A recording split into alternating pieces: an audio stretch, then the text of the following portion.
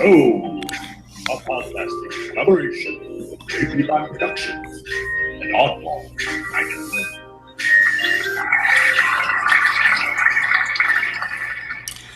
Welcome back, all you podcast pollywogs. This is indeed the Oddball Show, streaming to you live via the power of the interwebs and available for your listening pleasure at jplineproductions.com and oddballmagazine.com, as well as our various social networks. My name is Prof, designated dungeon master of this five-sided die, and co-piloting this expedition are my fellow oddballs, who we'll meet in just a moment. But first, our guest tonight is one of the tightest and most lyrical MCs lighting up the greater Boston area right now, and you may have seen her this past weekend at the Boston Freedom Rally on the Common, a great event featuring some of the city's most talented artists and headlined by Meth and Red. Originally from Brockton, shout out to All Rhymes Entertainment, she released her first album in 2010 called Welcome Home, and her fourth release, Louder Than Words, dropped this July, delivering both an escape and a serious case of whoop-ass. With a body in the present and a mind in the future, it is our esteemed pleasure to welcome to the Oddball Show, Alyssa Marie. What's going on, guys? Alyssa. There it is. There's the applause. Alyssa, thank you very much for being here. We really do appreciate your time. We have so much to talk about, from the Freedom Rally to your new album to performing with Razkaz in August. That's got to have been dope. So thank you very much for being here. Thank you guys so much for having me. I'm excited for the show. Oh, it's going to be good. And before we get ahead of ourselves, let me introduce my fellow oddballs. Seated to my north, 1/3 of the triumvirate that is JP Line Productions and creator of the one-of-a-kind rap flashback, he's the MC with a master's degree. Please welcome Scala. Yo, what's up, man? Welcome. Thanks for being here, brother. Yeah, man. Whether degrees or ceremonies, I'm a master. That's pretty good. He's got it. Yeah, touche.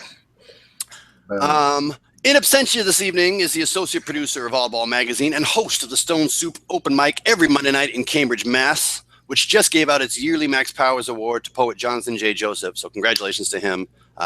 We're big fans of him, and I don't know, very deserving. Please send a big "We miss you" to Mr. Chad Parento. We miss you, Chad Parento. And founder and editor-in-chief of Oddball Magazine, the most active and inviting poetry magazine on the Eastern Seaboard. Please welcome the man with jagged thoughts but a smooth delivery, Mr. Jason Wright. Hey, everybody. This is the Oddball. All right. Scala's got jokes. He's got jokes. All right. Well, welcome. Thanks for being here, buddy. Yeah, I'm very excited. We have a great show ahead of us, so let's kick it off. Let's go. Alyssa, thanks very much. So we are all the oddballs. We are, especially for Ivan and I, obviously big fans of Boston hip hop. This weekend, well, I mean, you too, Jason. Sorry, but you know, being rappers and all. I mean, I'm a poet, which is very close to a rapper, and I like hip hop a lot. So yeah, True. That's very true. It's very close. That's how I started. So. Thank you. There we go. See. But being such fans as we are of the rap scene, you were at the Freedom Rally this weekend, and that must have been a great scene. Oh my God, it was insane. Unfortunately I missed a Saturday show where Slane headlined, but I heard that was nuts too. But oh my God, Sunday was out of control, crazy. And it was packed with acts and speakers and whatnot. I looked at the list yesterday. There were a lot of people there. Oh my God, I've never seen that many people, I don't think, in my life. And I've been to plenty of shows. It was insane. They damn near had to shut down the Commons. Like when Method Red went up, it was I bet. keep it. Literally, like so me and Miles, my boyfriend, he also raps. We got to be like front row for Method Red because we had the artist passes, and I'm not kidding you, I couldn't see where the people ended. It was insane. That is dope. That's awesome. It's dope, especially on the Boston Common, man. I mean, I've been to a lot of crowded shows, but that's incredible to fill the Common that way. It filled, and even like the whole day, it was packed though. Like people were, for a bunch of stoners, people were very attentive to the music. Right on. Yeah, they were into it. It's crazy. Well, the other thing too, they packed it full of a lot of great acts, especially as far as like some of the Boston cats like Maverick and I know Slane did 2 sets. I know Stiz Grimy did a set. I know Mr. DL did a set. So like I know that Term was up. Yeah, there. Terminology. Yeah. I can't believe I didn't say that. So as far as keeping people in it, they really fill the day with some great entertainment. Exactly. It was cool. And it's so funny. So I was mentioning before we went live that I had started a new job, like a marketing job. And my boss, actually, my new boss, he had a tent there with, he has like a side company where he does Sweet Leaf, which is like, basically it's like a, special fertilization for marijuana plants. Yeah, So right on. him and his partner had a booth there. So like I started on Friday. And I told them about it, and they're like, "We're gonna be there. We have a booth." I'm like, "Oh my god!" So I look out in the audience, and they're like front row.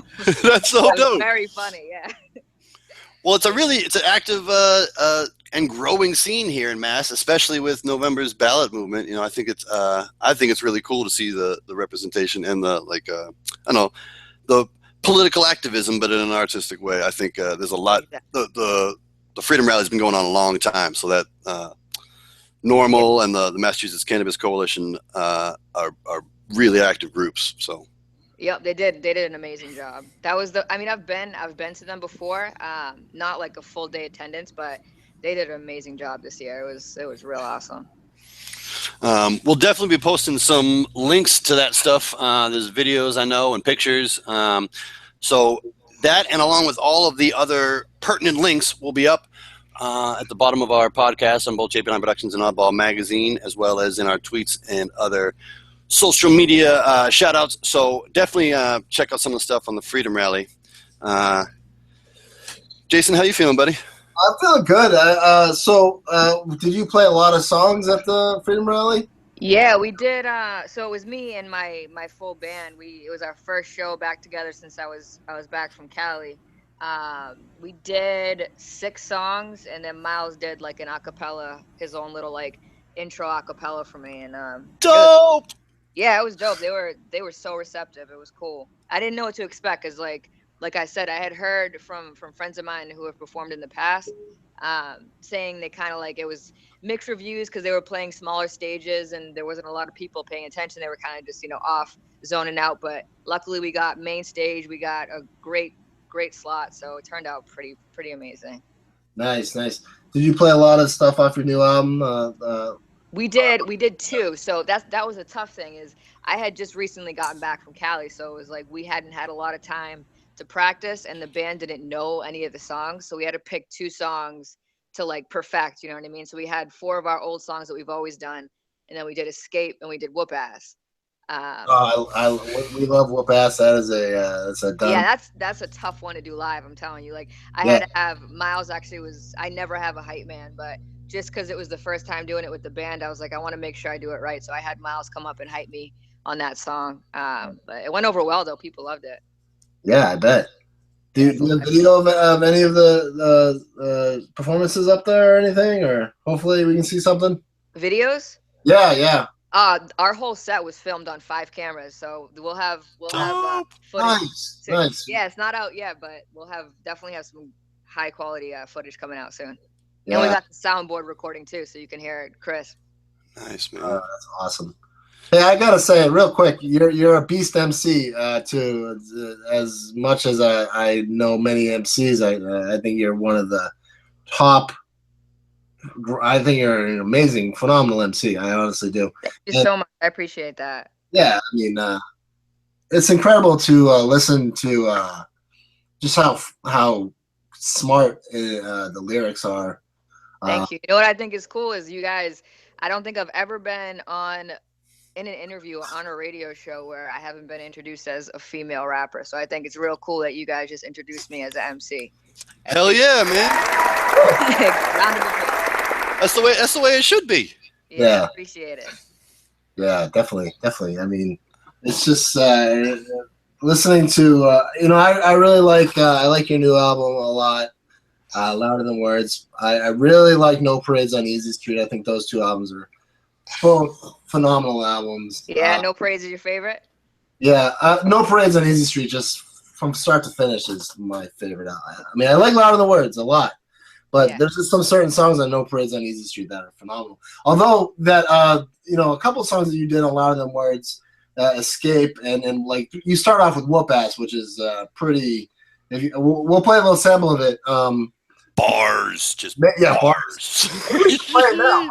No, we'll come to it in a second. We'll come to it. Don't jump the gun. But that is a beastly track for Bars. It's Bars. It's Bars. Thank you. Yeah, I think it was different. So for No Parades, it was kind of similar to how I approached Heartbeat, where I kind of just got beats from a bunch of different producers, made songs, and kind of created an album out of the songs. With Louder Than Words, I worked with one producer duo, so it was like we structured it from the beginning together, and it was more of an EP than a full album because it was only, I think, 7 songs, but it was cool because it was like we had a direction from the beginning, so it was like not random songs put together. It was like we had this vision. I had all the beats before I wrote to any of them, you know what I mean? So I got to like kind of structure it. Really?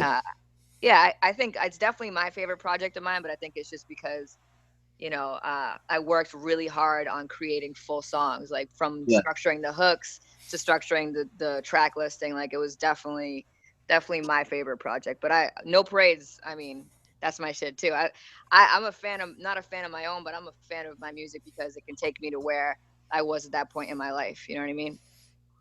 Yeah, I mean, I totally understand the how. Definitely, I agree with you on the tightness of the album.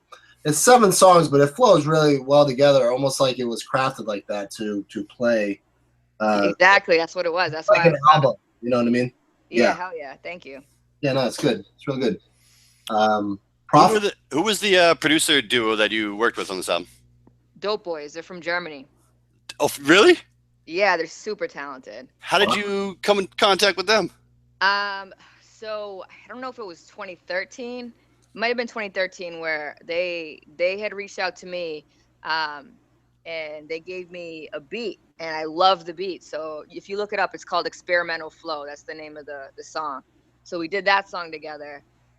We talked a lot about doing records and stuff like that, like making songs. And then they had approached me at the end or maybe mid 2015 about doing an album together. And I was kind of on my off time. I had released No Parades. I was writing, but I didn't have a project in mind. So I was like, this is the perfect time to start something. And, you know, they sent me stuff and I was just like, holy shit, you guys are incredible. That is so dope. And when I would tell them, I'd be like, listen, I want like kind of like a bluesy track. And they would send me a track that matched it perfectly. It was like they're very good at interpreting what I wanted as well. And have you guys haven't met? They were in Germany the whole time. Have you guys met ever? No, we never met. That's awesome. Yeah, it's crazy. I'm planning on doing some overseas shows soon, so we'll be linking up. Hopefully this year at some time. Wow. Yeah, you headed to Europe this year? I hope so. Yeah, we're working on it. It's not Awesome. Nothing set in stone yet, but we're working on it. How long did it take you to record the new album, Louder Than Words? I was gonna ask that. Yeah, that's a good question. Recording it, I recorded it in like a month. I wrote it. It was tough because I was working full time, so scattered around. It probably took me like 4 months to write it, 4 or 5 months to write it, and then it was like the mixing process and, you know, figuring out the name of the album, and it was like a lot of post-production type of stuff that took a while as well. So right on. So is there a concept to the album? There's a lot of stuff going on in the album.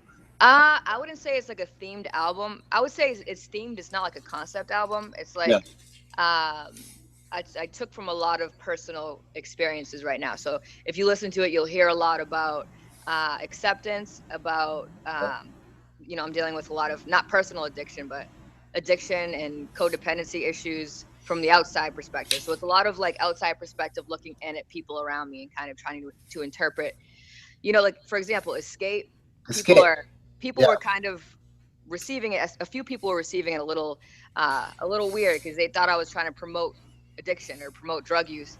And like in reality, it's me trying to portray how I imagine an addict to hear that addiction over their shoulder. You know what I mean? Like that struggle that they're constantly going through. And I was trying my best to kind of portray that for them to like make people relate to it. And a lot of people were like, "Oh, you're promoting drug use." I'm like, no, that's the total opposite. You know, it sucks to get misinterpreted sometimes, but you got to expect it when you're making music and putting it out there. Yep. Well, I mean, that's the creativity part, you know. I noticed. I think I saw it on the video. I think that's my friend Matt Gannum in it, right? Is he? Oh yeah, Matt's the man. He's so cool. So Yeah. I had like 3 actors that were supposed to show up to the shoot, and only one of them showed up, and I was stressed out. And the dude, this other guy, Armin, who was on it, he was like, "Why don't you hit up Matt?" I was like, "Why didn't I think of Matt?" I texted him. He's like, "I'll be there in 10 minutes." I'm like, "Yo, you're the you're the shit." Because he's super involved in the addiction thing. Like he has this whole thing that he just started up out here. Yep. He's a perfect fit for it. So Yep. Shout out to Matt Gannum. He's doing amazing work in the community. huge shout out. Yeah, definitely. Mhm. And sorry to cut you off, Jason. So, given that you were working with a new producer and you had it laid out before, was that part of the reason you wanted to explore some deeper themes? Maybe to really get into addiction. Given that you weren't trying to like compile one-off songs, you had some space. I think it kind of just let me, with the vision of it in my mind, it let me explore it a little bit more. So it's not like I was able to talk about, for example, like obviously the song that I have, like the love song, which I've never done before, but that's obviously not about addiction, but it was like, it fit to me. You know what I mean? It was like, there was these different themes that I'd never touched on, but I was able to, because I was like you said, I wasn't trying to do one song at a time. I was trying to create an album and create kind of like a journey, and it worked for me. I would definitely do it again. I would definitely work with a producer, for a whole project. I think it actually worked better for me. So who did the cover art for the work? Oh shit, I can't remember. I'm so bad. So it's actually the Dope Boys are the ones who hired him and paid him. Oh, really? Directly. I'll give you guys his link. So I apologize for not knowing his name off the top of my head, but I'll give you guys a link to his stuff so you can check him out. He's so talented. I think it's incredible that you linked up with. Someone. Did they see one of your videos, like that evolution of hip hop video? Did they see? No, it was way before that. It was I don't remember what it was, but they used to they were talking to So Def. They actually, I think I found out about them through Mike Colombo, who is signed to Jermaine Dupri. And it was kind of like a mutual thing because I was a fan of them and they were a fan of me. So it wasn't like they were like, "Oh, Alyssa, like come work with me." It was more like, I don't even know who reached out to who first, honestly. It was just mutual respect type of thing. Nice. Yeah. On a rap flashback, and I'm pretty sure it's Jermaine Dupri's birthday this week. Oh, really? I'm pretty sure it's like Thursday or Friday. Happy birthday. But Jason just mentioned something, your evolution of hip hop video, that I know Ivan, we mentioned this a little bit before. Ivan's really eager to talk about and get into with you. So, Ivan? Pretty freaking cool. Yeah. I wanted to ask about that song. I found it fascinating. I thought it was, the 4-bar transitions from beat to beat every year. 84 through 2015, it seemed like, and I really dug, how you did some things where you're talking about keeping rap safe for the suburbs over straight out of Compton, something along those lines like that. I thought that was brilliant.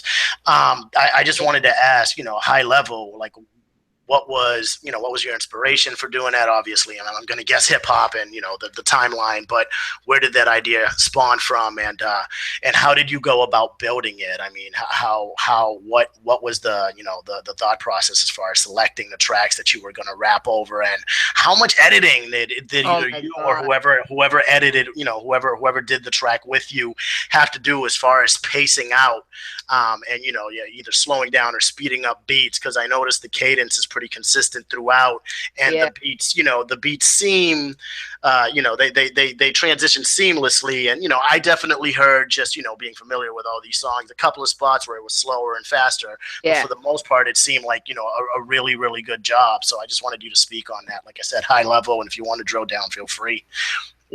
Oh my God, thank you so much, by the way, because that was like my first experience with editing anything. I edited that whole thing, and it took me forever. Wow, yeah. And I was listening to it thinking, whoever did this is a beast, like seriously. Like all the lyrics and the concept aside, like just the editing was phenomenal. Oh my God, it took me forever. So that project took me almost as long as an album would have taken me.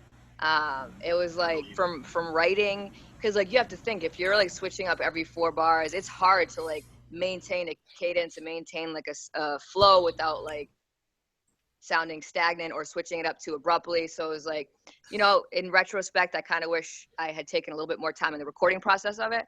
But the writing, oh my God, the writing took forever. The editing took me forever. I think that's probably the longest I've ever spent on anything in my life, and I wanted to blow my brains out. But did you write as you go, or did you have the bars in place and then no, pick I the wrote beats on as the I back went. end? I wrote so I wrote to each beat 4 Mhm. bars at a time. I should have structured it beforehand, but I had just wrote to each beat 4 bars at a time, and then afterwards structured it all together and then recorded it. I recorded it 4 different times.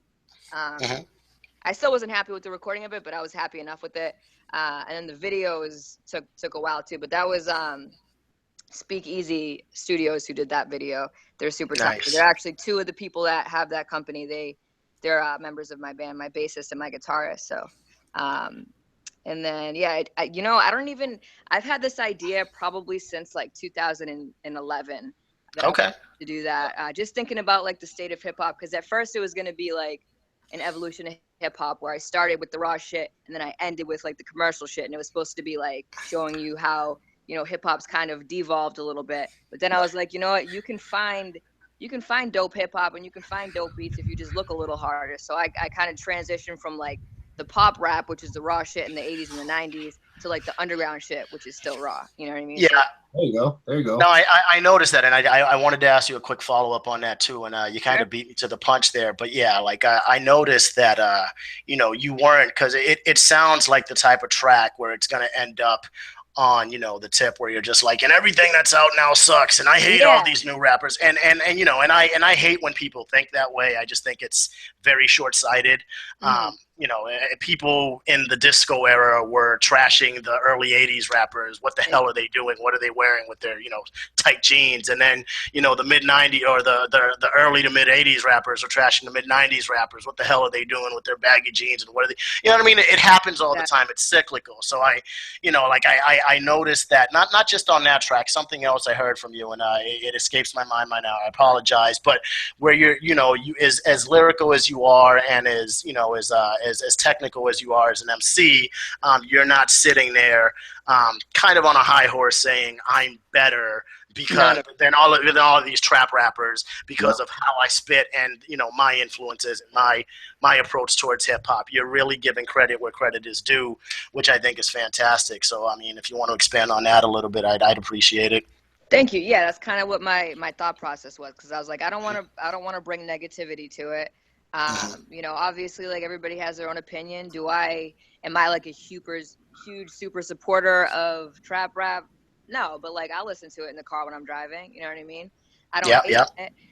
There's certain stuff that I don't appreciate and I don't approve of, but that's, there's a lot of shit when I was younger that my parents didn't want me to listen to, you know what I mean? When I was 13, 14, 15 years old. So I understand it. And I understand that, like, the younger you are, you're going to try to pave the way for a different sound. So I respect that. But I also respect that there's a lot of people still trying to keep that real shit alive, and that the lyricism and yeah, exactly. I love it. And like you said, I'm not trying to be on a high horse. I don't think I'm better than anybody. I don't think everybody should rap like me. I think everybody should do what they feel is right for themselves, as long as it's for the right reasons. So amen. And to me, just to close that out real quick, the beauty of rap is it's over the years, it's taken on so many different subgenres that whatever you choose to do, whether it's gangster rap to gospel rap to trap rap or anything in between, commercial rap, etc., there's gonna be good subgenre rap and there's gonna be really crappy subgenre rap. And I think the quicker and the more MCs in general in the hip hop community realize that and accept that, the better off the art form and the culture will be, because there's a lot of people are always putting up MCs and camps and artists and labels and blah blah blah against each other, and at the end of the day, I mean, you end up with beefs like Game and what's his face, Meek Mill, who I actually think is winning that battle, by the way, but that's another. It's so, if you think about it, like, how beautiful of a time do we live in, where there's literally a place for every single human being to have their own place in hip hop, and for people to be able to, if you're like some little nerdy kid from like Oklahoma, you're gonna find somebody that you can relate to, because hip hop has grown to be so huge. Church. Different avenues, like you can find that no matter where you are, who you are, or what you want to listen to. Like, it's literally, it's there's no end to it. It's everywhere. Amen, sister. Amen. Woo! Now, I guess my comment about the evolution of hip hop is that was just a clear statement you were making, a clear statement that you were making to the world about hip hop, and you did it flawlessly. Thank you. I commend you for that. I mean, that track is friggin' incredible. The video that goes along with it is amazing, and I didn't know you did the editing. So you're on, you're on your grind. Thank you. Hey, have you guys seen this new guy who's been doing something called the evolution of hip hop? He's blowing up with it too. I'm like, damn, man. But he's been doing kind of the same exact thing that I did, and he did like evolution of like gangster rap or evolution of hip hop, and he's been getting like millions and millions and millions of views. Oh wait, I think I have seen those. Yeah, I was like, I think the videos that come across my Facebook feed and whatnot. Yeah, I was like, well, hey, that means you're an inspiration, my friend. I saw the evolution of dance. That was a pretty funny one. Yeah, I saw that too. That's real funny. I like that. I can't dance at all, but that's just. All right. Well, it's almost a good time for us to get into one of your tracks here, Alyssa. But before we do, I just want to ask a quick follow up on what we were just talking about, the state of hip hop. Who is there? Somebody out there that you're inspired by right now that you really like that is either new or even old or underground, whatever? There's somebody that you feel inspired by. Oh yeah, somebody. I think I go through phases of like I listen to everybody that I'm inspired by, but there's somebody that's really sticking with me. And for a while, it's been Pharoah Monch. I've always been a fan of him, obviously, but he's been really in my rotation. And Black Dot. Oh, Black Dot, yeah. Mm-hmm. Wait, what album are you listening to for the Roots? I'm not listening to it. Well, I was actually listening to Black Star a lot. Oh, right on. Yeah. Listen, Mos Def and Talib Kweli? Yeah, I love Talib. I love Talib. Love Talib. I follow him on Twitter. I appreciate. I think, I don't like to pick favorites, but like I appreciate Mos Def a lot. Yeah, black on both sides. Cool. Careful, he's a top 5 for me. I'm with you, Alyssa. I like Talib better myself. But I love Mos. I digress. Black on both sides is pretty incredible. This is the thing. I like them both almost equally. I vibe a little bit more to Mos Def. I think sometimes, I'm not going to name names, but I think sometimes social media can put you off to an artist a little bit. Yeah. No names, but yeah, it's. I think Kweli comes up with rhymes that don't make sense. Not make sense. Like the rhyme scheme. Like, how did you put that together? How did you do that so flawlessly? And Alyssa, I know we're gonna go into something else, but that dude started off. I mean, I don't know if he started off, but he was on Def Poetry a long time ago. Yeah. So I mean, I'm saying poetry. It's so many people started at poetry. Like I did. I was writing poetry way before I wrote lyrics. Yeah. I mean, that's what I love about Kweli. I love about a lot of hip. I love when you can. I love the smartness of lyrics. I think that's important. That's why I stay away from stuff that I think is stupid. I stay away from music that I think is stupid. Because you like the smartness of lyrics. Shut up. Yeah, because I like this. I like the lyrical. I like the suavicity of smart lyrics. I love it. I encourage you to name names, by the way, Alyssa. This is the call them out, like Corrupt said, calling out names. Come on. I can't. I'm not that person, but I think if you went on social media and you looked at anybody's profile that I was speaking on, you know who I was talking about. Yeah. I write something on Twitter and I get like no one liking what I write, and someone writes like something really stupid, like I don't know, whatever, and then they get 60,000 shares. Jason, we're very sorry for you, my friend. We'll work on your twittering, on your tweeting. Hire me a social media person. I'm trying here. All right, I got skills. It sounds like a project. The evolution of Jason's Twitter. What you got for us, Prof? Well, instead of making Alyssa name names, I think it's the better idea is to open up a can and whoop ass. Do it. Nice. All right, so from Alyssa Marie's brand new album, Louder Than Words, the opening track, Please Open Your Ears. Jason, you ready there, my friend? It might not start right away. All right, but here we go. Whoop ass season off of Louder Than Words. Words. That's what I said. Word. All right. Louder Than Words. Here we go. You already have to be with a nose rappers. Complain how the game has been so bad. Was raving about the old-fashioned days with a flow matter. With passion and skill, with the soul factors are built in a status quo. With tattoo and gold, platinum and gold, cause it actually sold. Hold up.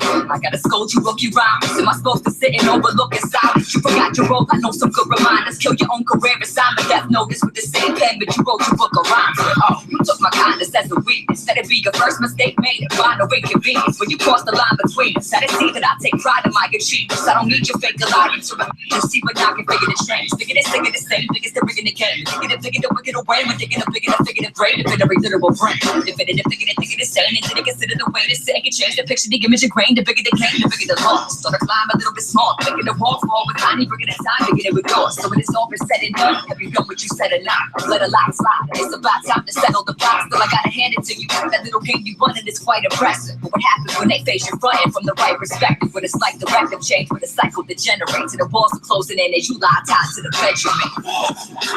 Oh!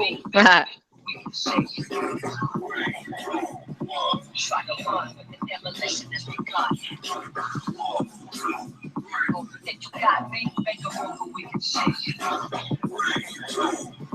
Try to run, but the demolition has begun. Wanna talk about the root of evil? Many dollar bills and stupid people thinking it's for the knowledge and fools believing it's real. Well, how's it feel when you're not as ill as you claim to be? Exaggerated symptoms, malingering, fake and later, dimmed in it fatally. You feel your face of me. If I wasn't there a day, your entire career couldn't fill the vacancy. What am I supposed to make believe? Your rhymes ain't diamond dust. Make a penny for your thoughts inside sentence. Mine is stuck in, cause nothing amounts to shit without money put where your mouth is. Like your soul, but can't buy a dream with a human work that's counterfeit.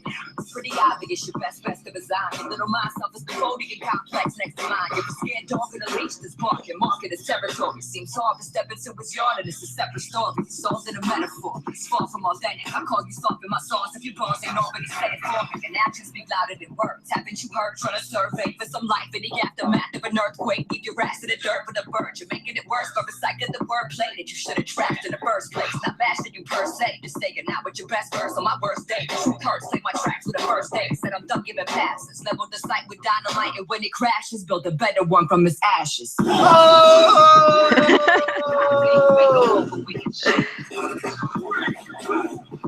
Try to run with the demolition as we got. Stuff right there. Think you got me? Make a move and we can shake. Try to run with the demolition as we got.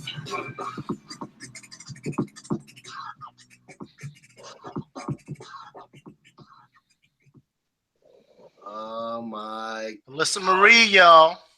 You guys hear Miles all in the background of those vocals? Yeah, yeah. He's got like all the dubs. Yeah, that was his idea.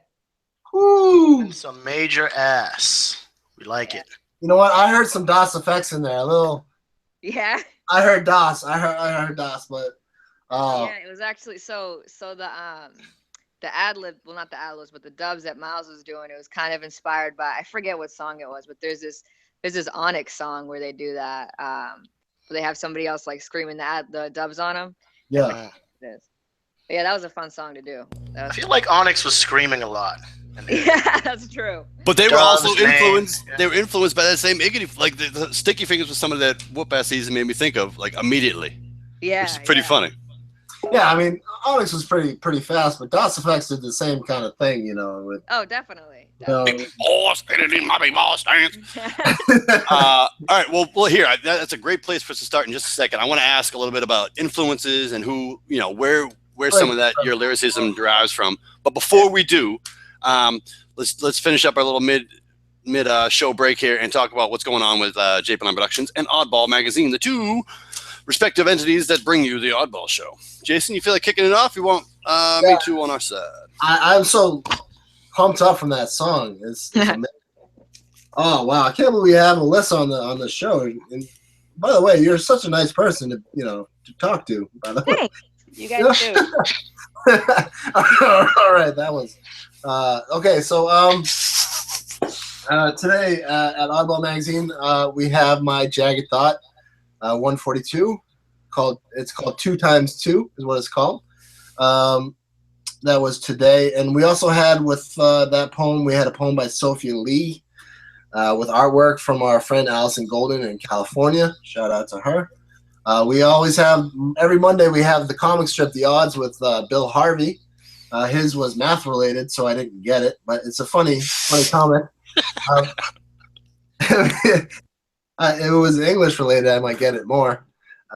English the subject, not necessarily the language. Stone Soup Servings presents Gordon Marshall. That's what we had on Friday, and I guess a shout out to John J. Joseph for winning that. Gordon Marshall has this award that he gives out every year, and the Jack Powers Award, and John J. Joseph got it. So shout out to John J. Joseph. And then, we probably should talk about this, Prof. We had your peek inside an MC's notebook because someone's in the booth. Hell yeah.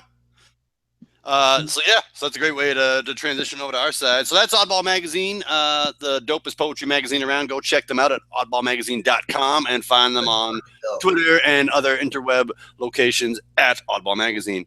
Over on the JP Line, man, we'll get to what's coming from Scholar in just a second. He's got something coming up this week. But yeah, we're running still our my peek inside on an MC's notebook because I went into the booth this weekend for a little side project I got going on with my friend D Plus, who's a bassist. So we've been working on a good 3-4 tracks that we finally laid down this weekend, and that was a lot of fun. A little different element than some of the other stuff that we've done so far at JP Lime.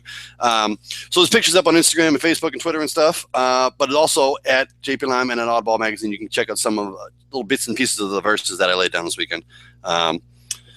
Which is kind of I like to give a little insight. I always like to hear about an artist's process, so I like to give a little insight to what we do at JP Lime. In addition, on the rap flashback end, we have Raskassination from our friend Raskaz. Dropped Rassassination from our friend Raskaz. Yeah, there we go. From our friend Raskaz, dropped on September 22nd in 1998, as well as What the Album from our friend Redman, who we just mentioned. Also dropped on September 22nd in 1992. On birthday and on the 23rd, happy hip hop birthday to Lazy Bone, Crooked Eye, and Trick Daddy. And then Will Smith and Lil Wayne are next week on the 25th and 27th. Scala, what do you got coming for us this week? Well, I want to plug the Pennant Fever Sports Poetry that's up. It's baseball season's winding down. We're in magic number season. It's crunch time, so did a little resurrection of the sports poetry series with a little something called Pennant Fever. So check for that at jplineproductions.com and your various Pennant Fever MLB Twitter hashtags as well. It's all over the place. And this week, or this past weekend, I should say, I was able to attend the Errato Cosmic All-White Affair hosted by our good friend Liza Sias of the Underground Garden, which runs regularly on Oddball Magazine.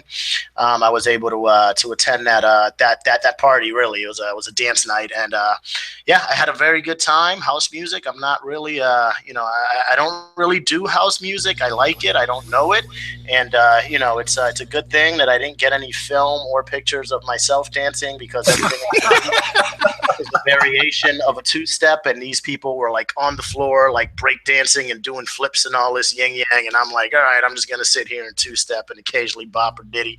But, I want a picture of that so bad. If you look closely on some of the videos that Errato themselves put up, then you can see me in the background, kind of like not dancing. But yeah, I'm gonna do a quick write-up on that. I had a really good time. It was a great crowd, multicultural crowd, very good music. DJ Mestina and DJ Alex Dende did a great job DJing the night, and just had a really, really cool experience. So look out for that at jplineproductions.com. My little recap on Errato's Cosmic All-White Affair, and their next night is going to be October 15th, I believe. It's like a mask night. I'm not sure what they're calling it, but it's Halloween themed, so you're supposed to wear a mask. And that's at Club Bohemia. They're all at Club Bohemia in Central Square in Mass Ave. I believe that's 732 Mass Ave, Central Square, Club Bohemia. Shout outs to Liza Sias and the Underground Garden and the Errato family. Yes. Yeah. Liza. Yes, y'all. Well done. So that's what's going on at jplineproductions.com and oddballmagazine.com. Do come and check us out. Check out the various content we got going on the two websites. Yeah. Let's jump back in here with our friend Alyssa Marie. Hey.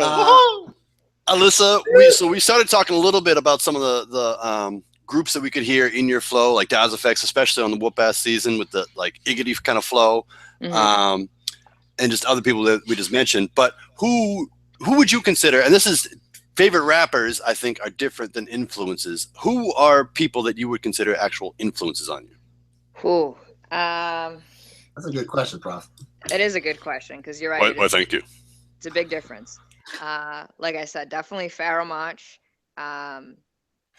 Let's see, Tupac, Eminem's in there a little bit. Rakim's in there, of course. What else we got? We got Any Big L? Yeah, of course. What? Yeah, I thought of Big L first when I listened to you. Yep, Big L, Big Pun as well. He's got those rhymes. I was saying on my last interview I had done, the cool thing about Big Pun. So for me, I can get through a verse in one take. Like I could if I wanted to, but being a perfectionist, I punch in, sometimes every 6 bars. And it was kind of something I was insecure about because I was like, even though I can get through it, I choose not to. But I found out that Big Pun would punch in like every 2 to 4 bars. So I'm like, all right, if Big Pun's doing that shit, I'm okay. That's pretty dope. Yeah. One taking it is the most overrated thing in hip hop. Like you do what's best for the track. Period. Exactly. As long as it sounds good. And you worry about one taking it at the show, not at the booth. Amen. Exactly. So as long as I know I can do it in one take, I'm okay with punching in. Who else? Tribe, of course. Tribe. Okay, I was gonna ask about Tribe because, sorry to interrupt, Alyssa.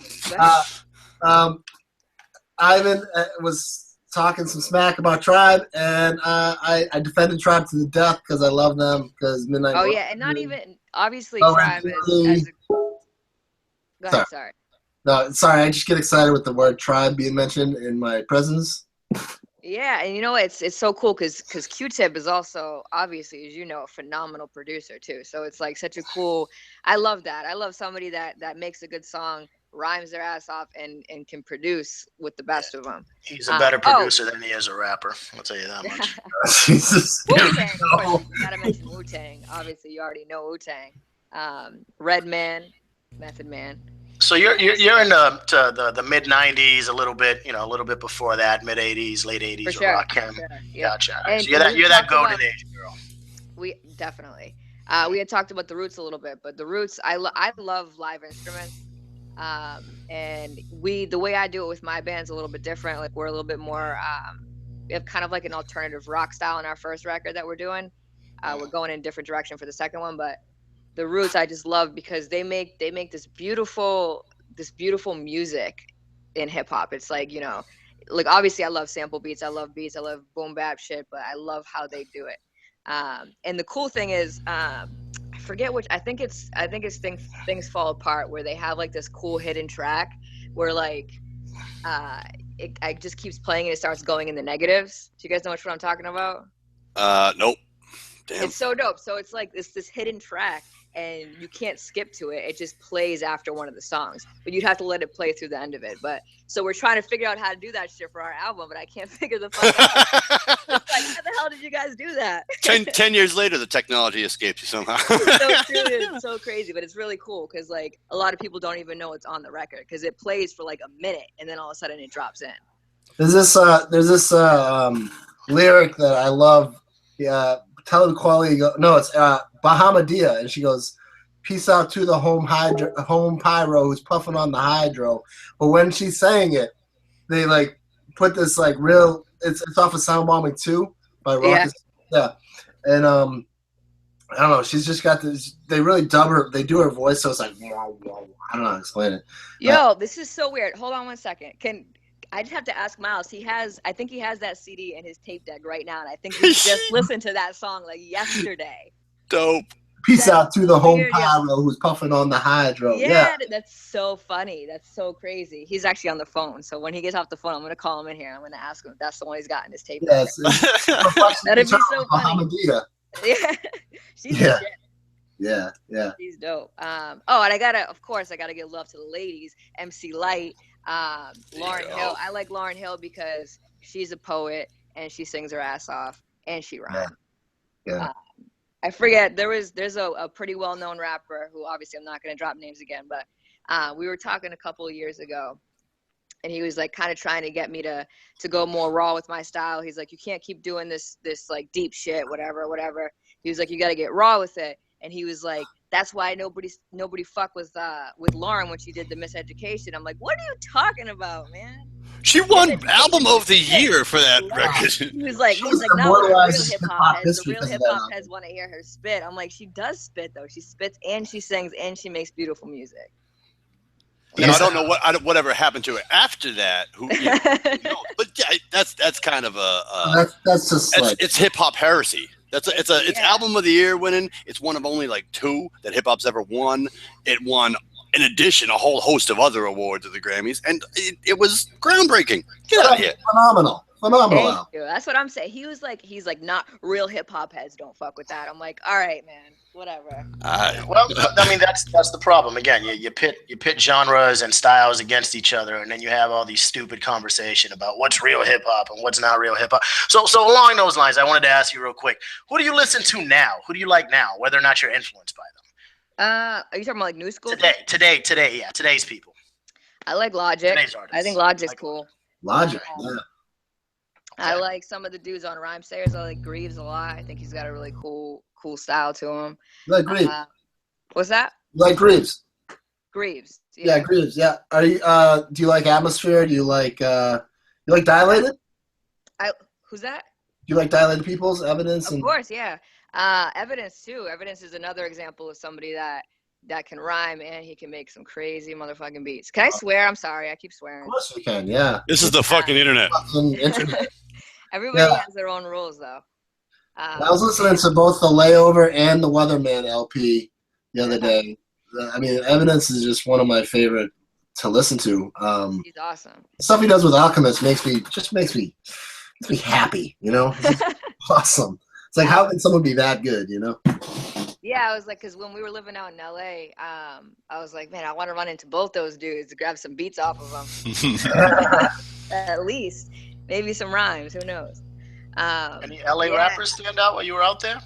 What's that? Any LA rappers, West Coast rappers stand out while you were out there? Yeah, you mean like underground? Underground, overground, whatever.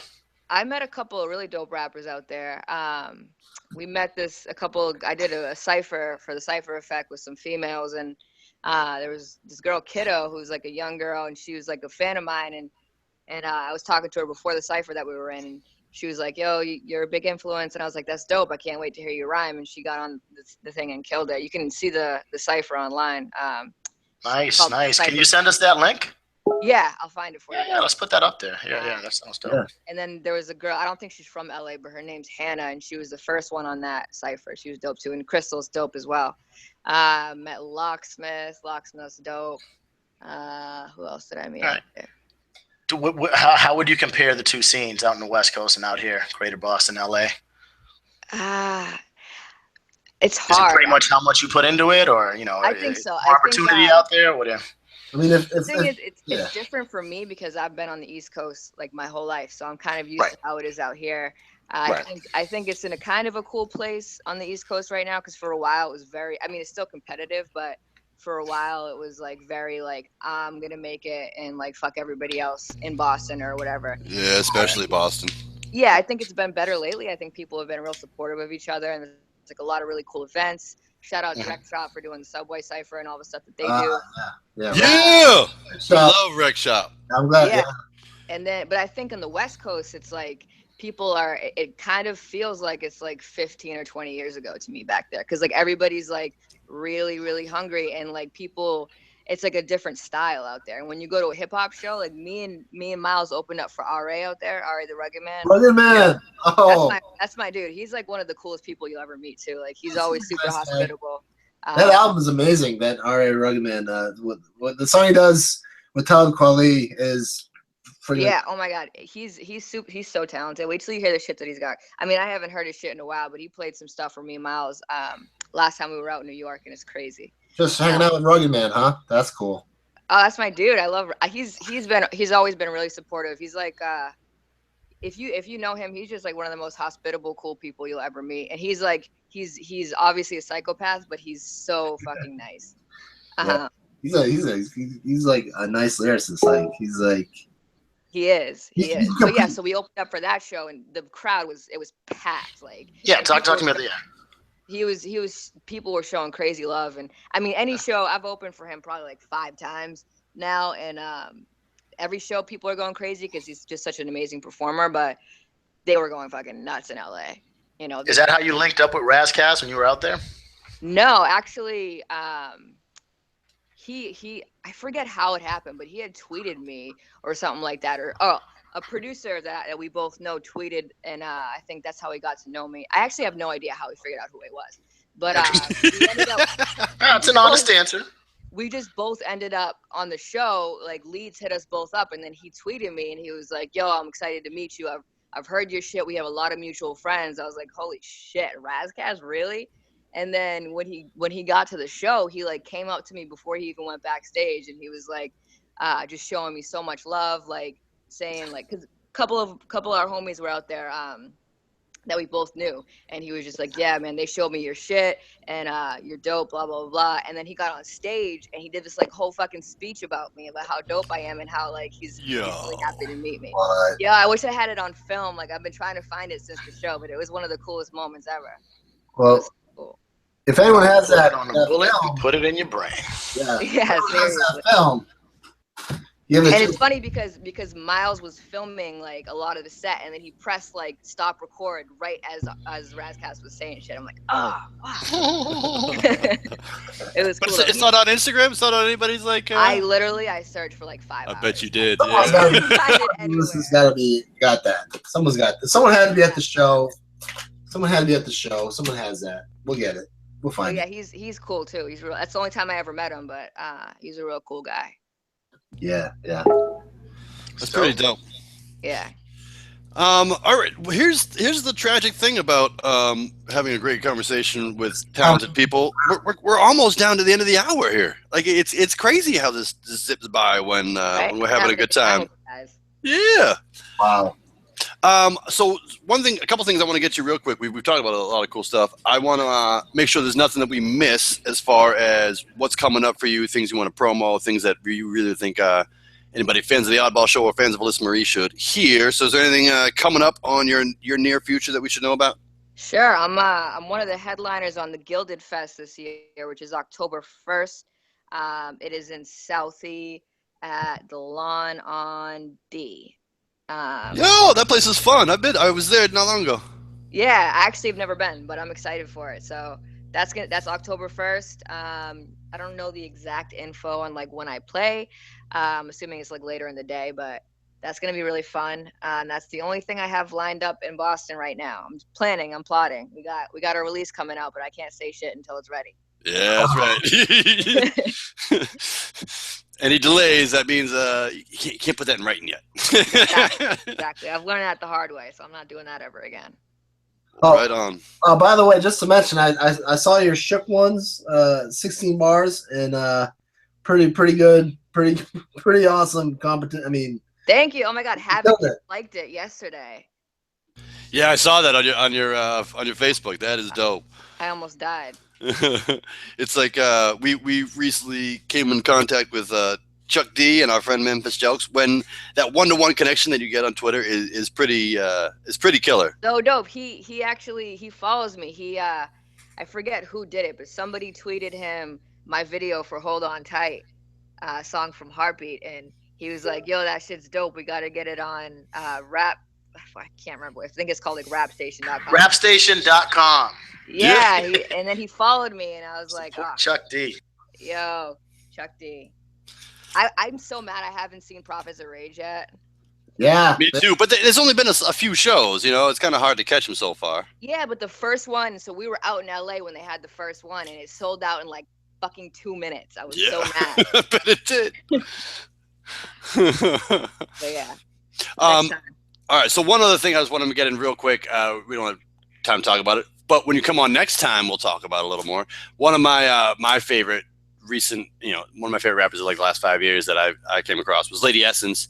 I know that you did a track with her for YouTube. How did you come in contact with her? I know she's from Maine. I'll try to keep it brief, but she was on World Star a few years ago. It was like a random freestyle, and a friend of mine, his name's Ant, he showed me it, and we were like bugging out, but it didn't say her name on it, so we couldn't find her. And like for probably like 3 weeks, I was trying to figure out who she was because I knew she was definitely from the East Coast by her, her accent. And then like 3 weeks later, she messaged me on Facebook, and she's like, Alyssa Marie, I'm like a really big fan. You're so dope. Check me out. And I was like, yo, this is so weird, and it's gonna sound like bullshit, but I explained the whole thing to her. I was like, we saw you on World Star. I was trying to find you. I was like, let's fucking work. So we worked, and then I think the first time we met, we had a show out in Maine, and we did a show together. We've probably met like 4 or 5 times, probably more than that actually. She's come down here to record with me. And then I've been up there to do shows with her. She's so cool, and she's so talented and humble. She's one of the coolest people you'll meet. I mean, one of the other things I really liked about that video too is you know, it's so the video is set up like a rap battle. You know, you got people all, but the whole theme is that we are not battling. Like people want to put us as female MCs in a battle, but we're not. Like which is pretty dope. It's funny because you have like all like my little siblings and cousins like in the background acting like it's a rap battle. So it's kind of like. I was wondering about that. I saw like an 8 or a 9-year-old. I was like, oh, who is that? Yeah, it was supposed to kind of be like, like these are the people that are trying to pin us against each other. But it was fun though. That was a really fun shoot. That's pretty dope. So shout out to Lady Essence. I want to make sure I got that in because I love. She's just dope. She's so dope. Yeah. All right. Well, we're almost down. We are down to the end of the Oddball show hour here. And we're just going to have to carry this on in show number 2. Sure. Do we want to close out with one of the other tracks from the album, right?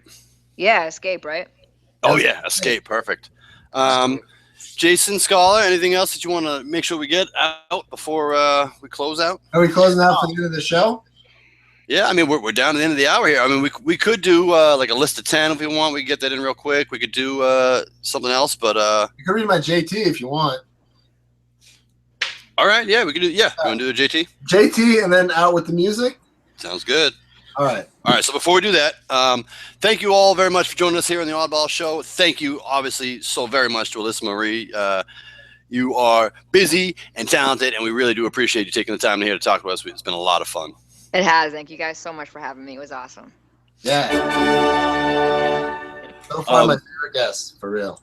Definitely. Come check us out on jplimeproductions.com, oddballmagazine.com, and on the various places on the interweb on Twitter and Facebook, at jplime, at Oddball Magazine, at Man the Storm, at Scholar_JPL, at Dr. Prof Esquire, at Alyssa Marie Raps. Check us out. Come find us. There's a lot going on, especially here in Boston. Jason, it's yours. Right. I'm gonna read my Jagged Thought for today. It's Jagged Thought 142, 2 times 2. All right, here we go. I think I'm too tired to try and claim my poetry. Tonight you can have it. My mind is dry like a wet blanket, and 2 times as fast as a meth addict, and 2 times as dirty as a trash compactor, and 2 times as alive as the dead guy, and 2 times as loose as a dog's leash, and 2 times as clean as dry soap, and 2 times as safe as bad dope, and 2 times as speechless as spoken word, and 2 times as free as a caged bird, and 2 times as predictable as noun verb, and 2 times as young as a dry prune, and 2 times as low as high noon, and 2 times 2 is 4, dude, changing the 2 times rhyme scheme 2 times to a boardroom, and turning it back like a backflop, and keeping your head up like Tupac, and ending this poem quick like gunshots, and starting to back up like an engine, and ending it at the end of this sentence. Yeah! Woo! Bravo. That is your Jagged Thought for the week from Mr. Jason Wright there at Oddball Magazine. Yep. Come check it out every week. He's quite the active poet. Come find him. Thank you very much. All right, so we're going to close off the show. Alyssa Marie, holy shit, thank you for being on our show. Very humbled to have you in our presence. It was a lot of fun. It was. Thank you, guys. Yeah, definitely. We're gonna end the show with your song "Escape." Okay, cool. Cue it up. Do I just hang up? Or... No, stay on. Okay. Right. Escape, y'all. Alyssa Marie. This has been the Oddball Show. It has.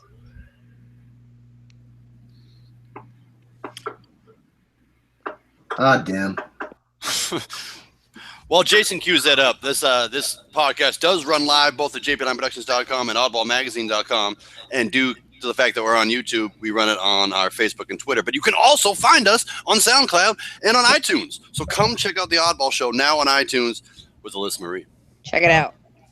See beauty, and the ugliest things that a life threw me. You could use me, I don't mind if it frees you. You could be you for the first time truly. You view me as a danger, a stranger with a bad rep to me. But the danger is your past rest anger, bring your anchor to the sad world loosely. I can make all that melt away, turn pain into pleasure, depression to ecstasy. Ready euphoria never presented before. Was stressing you mentally, I'ma get rid of it all in seconds. Let it fall to wreckage. Life's giving you the wrong impression of what it could be, but with me it's a broader spectrum. I'm anything that your heart can dream of, for your mind can imagine. You've been through a lot and the scars are deep, huh? What if I could subtract them? The world told you I'm poison, they're poison. I'm the remedy to fix their mistakes. Only got a bad rep because they want to keep it trapped, and I'm the one that gives you an escape. Just let go. Somewhere inside your mind is someone you know they will be. Make it okay. Let all your pain just fall away. You've been patient, don't be afraid. Breathe me in, I'm your escape.